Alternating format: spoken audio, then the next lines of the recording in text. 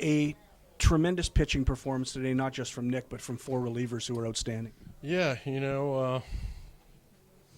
last week or so, we've been pretty good on the mound. We've struggled pretty hard for a couple of weeks there, especially with our starting pitching and overworking our bullpen, and we kind of felt like we were on the ropes with whether we were going to be able to continue on with some of these guys. And we've tinkered a little bit and added a few pieces to that bullpen that seem to create a little bit of quality depth down there, and we feel like we got some power arms in place right now, guys that can turn it up a notch late in the ball game. We have a lot of soft tossers in terms of starting pitchers, so it's nice to have that little power sitting down in the bullpen. But 3 1/3 good ones today, followed after that 4 innings or 5 innings of good relief work last night. So we know the qualities inside of it, and they're more than capable. They're executing pitches right now. They're locating their fastball, and they're not making as many mistakes. But their 2-strike pitches are starting to put some people away. And Nick was really good again today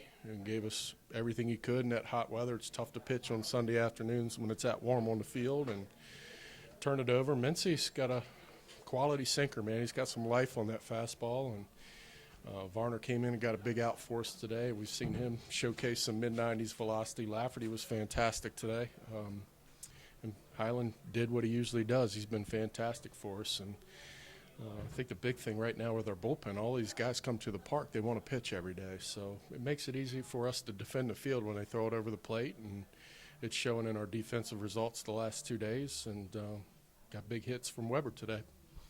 Brad Mincy is a guy that people don't know a lot about. You obviously had confidence in him because you brought him in one of the toughest spots this season. Well, we saw him earlier in the year twice, and when he was with Wichita, and real good sinker baller and competes in the strike zone. And anytime a guy can throw strikes, or we're looking for a ground ball type situation, especially in the middle of the game, he's going to be a guy that we're going to go to. And I think he's a good matchup against left-handed hitters as well. He's got such good sink down and away from some of those left-handed hitters that, he's makes it a little bit easier where we don't have to go left, right, try to match up all the time. So we're pretty confident with what we have, and certainly Mincy's done a great job. I know he got penalized a couple nights ago by our poor defense, but he's really thrown the ball well since we've added him. This is a tough team to face. You've got a list of guys all hitting 350 and 360, and yet you haven't backed off at all.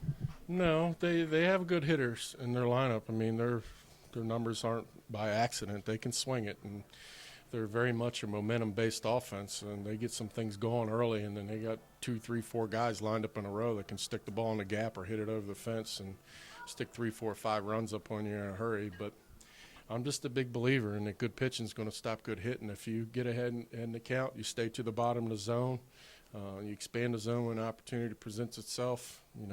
Miguel Cabrera and Alex Rodriguez, all those guys are going to make outs just like people in this league. Thanks. Yep.